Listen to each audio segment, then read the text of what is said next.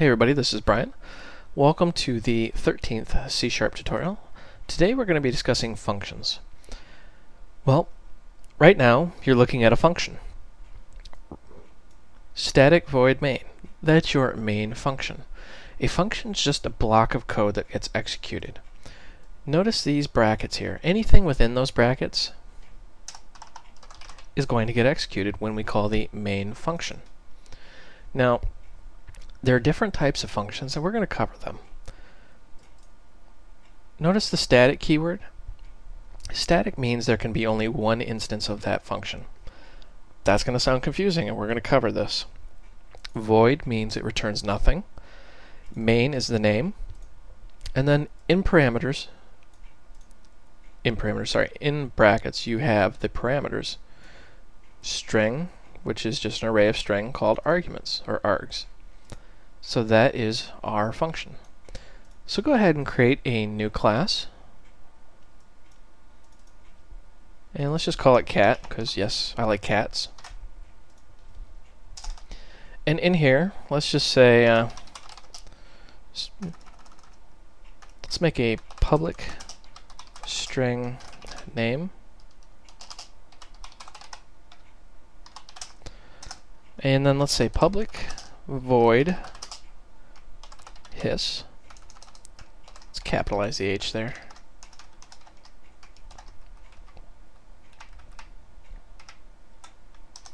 And we're just going to say console write line. So that is a function right there. We've just made one. There's the code block. Whoops. There's the code block that gets executed. Public access modifier. Example, just like with our variables, we can make it public or private. Public means it's available to the outside world. Private means it's internal to this class. Only this class can access it. Void, once again, means it returns nothing. We have the name and then the arguments list, and there's none, so we just have the brackets. And then the code that we're going to execute. So let's actually just create an instance of that cat class. Whoops. There we go. Little keyboard challenge today. It's been a long day. And then there's our hiss function.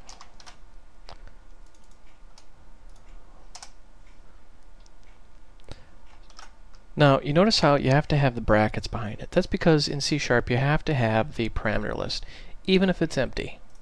And let's just run this, and whoops, we forgot our handy console.read. Keep the window open here. Notice the brackets behind read. That's right, read is a function. If you hover the mouse over it, it says int console read. What that means is that it's returning an integer. Instead of void, it has int.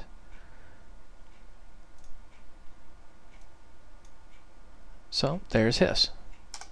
So what we're doing here, let's kind of break this down a little bit. You have a class called cat, which is our blueprint. You're creating a variable and creating a new instance of that class. In other words, we're creating an object. That object, we're calling the hiss function inside of that object. So when it says ccat.hiss, it's taking that instance out of your blueprint, going to hiss, and executing the code inside of it. No voodoo magic. It's actually pretty simple. So what about static? You see how it says static void main blah blah blah. Well, let's create a static function here.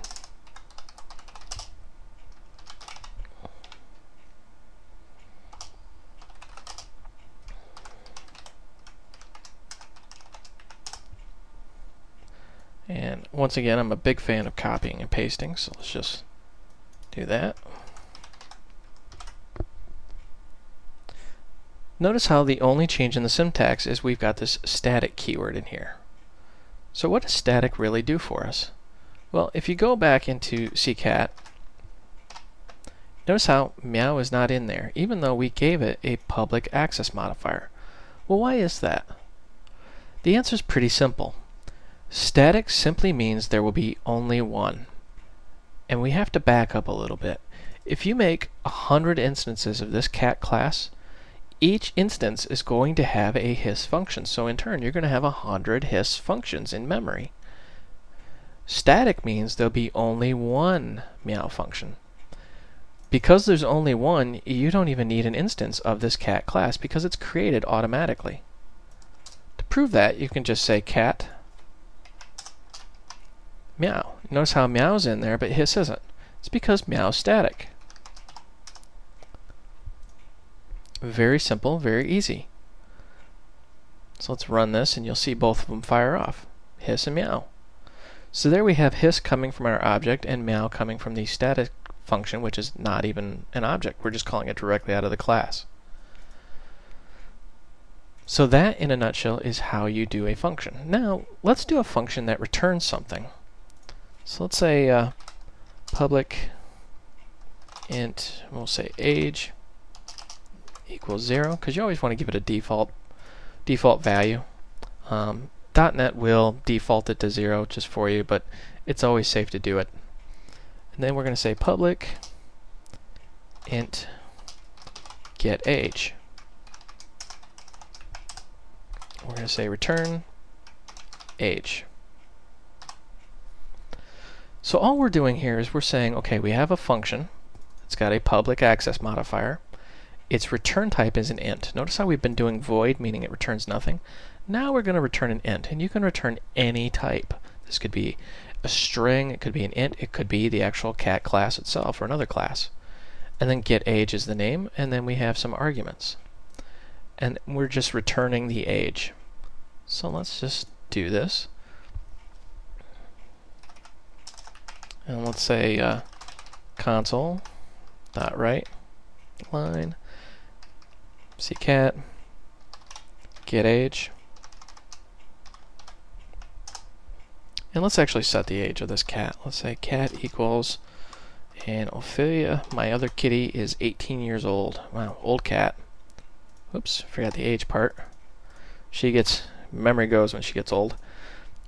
So let's run this. And there's our 18. So what we're saying is console write line ccat.getAge. Notice the brackets, or yeah, the parentheses. And it's in parentheses too. So what we're really doing here is we're calling two functions. We're saying write line, because write line's a function. Notice it says void console write line, meaning write line returns nothing. Its parameter list is an int value, and there's 18 overloads. That's something we're going to get into in the next topic, but for right now, just understand that when you call console write line, you're calling a class, the static method, write line, and then your arguments are ccat.getAge, so you're calling another function. Now let's make one. Let's call this set name. Let's actually call it set age, sorry.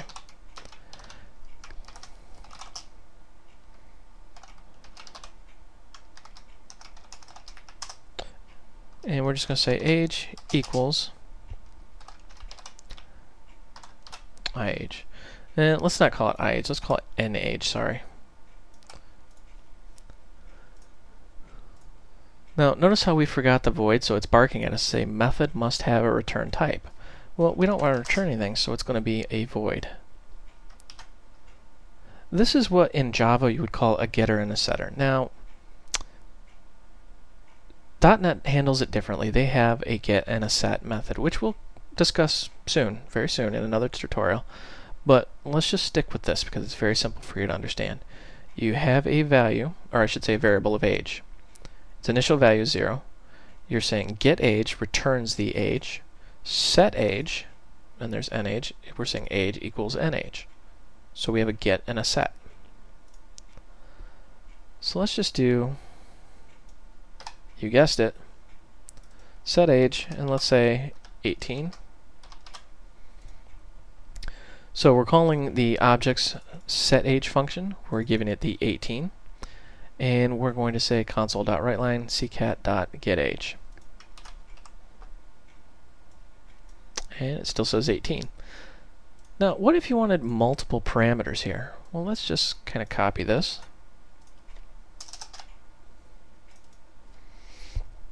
And let's do something a little funky. Let's just call it funky. And we're going to say int times, and string action. And then we're just going to say console, whoops, right line, and we're just going to say action.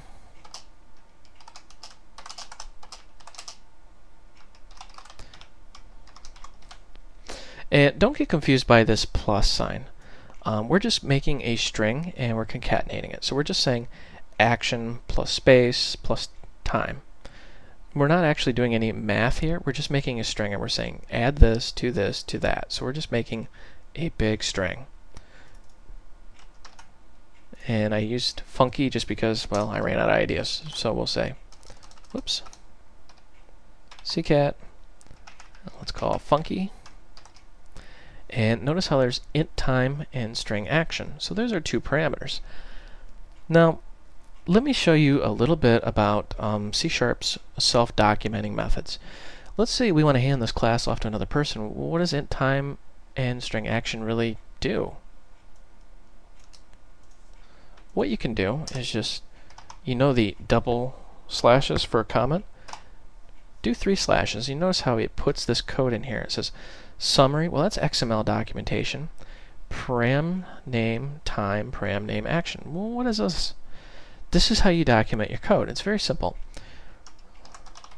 Give it a description. Let's get funky. And give it a description for that specific parameter.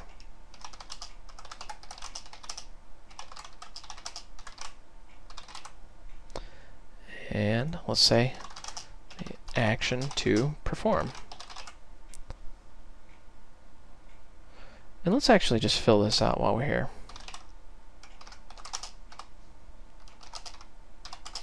And we're going to say for int I equals 0, I is less than time, I plus plus, because we're going to increment I. This is our for loop that we've done. And we're just going to put the I here. And let's go.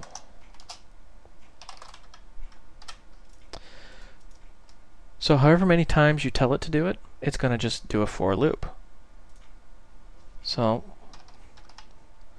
funky, and you notice how it says let's get funky right here, because that's our description. Now we got to give it a time, and let's just say 8. And you notice under here it says action, the action to perform. You filled that in. See, if we hit that, remove it, it says time, the number of times to perform. So it's very simple, very easy. Right on the screen you can see exactly what this is going to do. And we'll just say jump. We want our cat to jump because the cat's getting a little weird, had too much catnip. Help if I spelled jump right. Maybe I've had too much catnip. Alright. And there you see, jump 0, 1, 2, 3, 4, 5, 6, 7, 8. Well, actually just 7. Because we said 8, so it starts 0 based, remember. So let's review really quick. I know we've kind of covered a lot of ground here. We're talking about functions. Functions have an access modifier, in this case public. Void hiss. Void means nothing. Hiss is the name. No parameters. There's our code block right here. Then we talked about static. Static means there's only one, so you don't need an instance of your object. You call it just by calling the class name, cat meow. And then we talked about how you can return a value from your function simply by giving it a type instead of a void. And then we talked about how you can have parameters. And we've also talked about self-documenting code, all this gobbledygook, and then how to have multiple parameters, and how to do a little more advanced stuff inside of our function. There's our for loop, which we've covered in previous tutorials. And yes, the static void main, that, you guessed it, is just a function. Pretty simple, pretty easy, but you can see it's actually very powerful. You can do a lot of things with these. So this is Brian. That's all for this tutorial. I hope you found this educational and entertaining, and give me a shout. Let me know if you guys got any feedback. We're going to start stepping through these C# tutorials rather quickly because I believe it's a very powerful yet easy language to learn.